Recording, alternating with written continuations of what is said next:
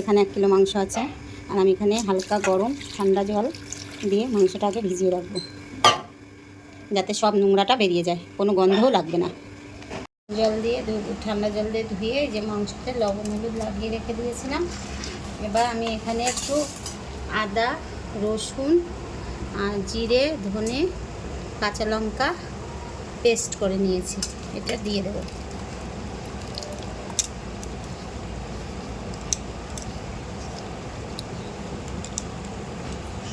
একটু কুচো পেঁয়াজ দিয়ে দেবো,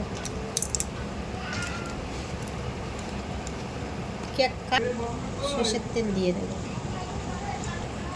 এবার এর মধ্যে লবণ দিয়ে দেবো, এবার এর মধ্যে একটু হলুদ দিয়ে দেবো। এবার এর মধ্যে মাংসগুলি দিয়ে দিচ্ছি।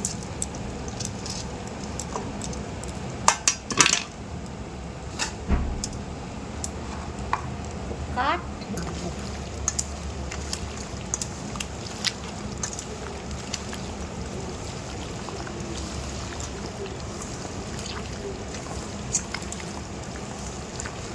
এবার এটাকে আমি খানিকটা টাইম মেখে এই যে ঢাকা দিয়ে রেখে দেব। আছে জিরে, গোটা গরম মশলা একটা দারচিনি, 2টো লবঙ্গ আর তেজপাতা তেলের পরে দিয়ে দিই। এবার পেঁয়াজটা দিয়ে দিই। এবার থেতো করা 2 কোয়া রসুন দিয়ে দিচ্ছি। খেয়ে দেখবেন।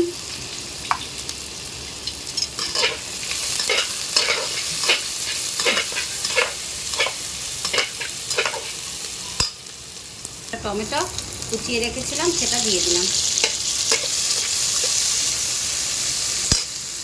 এটা দিয়ে দিচ্ছি।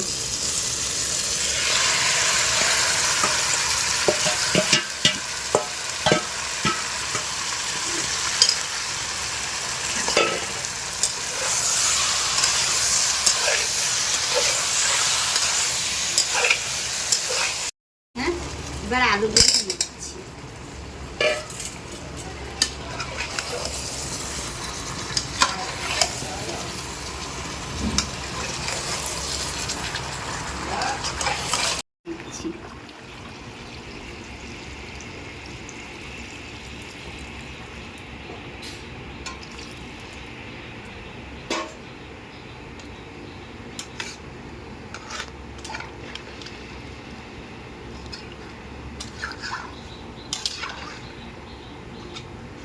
মাংসগুলি তুলে ফেলবো। এবার গরম মশলাটা দিয়ে দিচ্ছি। এটা আমার বাড়ি তৈরি করা গরম মশলা। অল্প মশলা দিয়ে মাংসের ঝোল।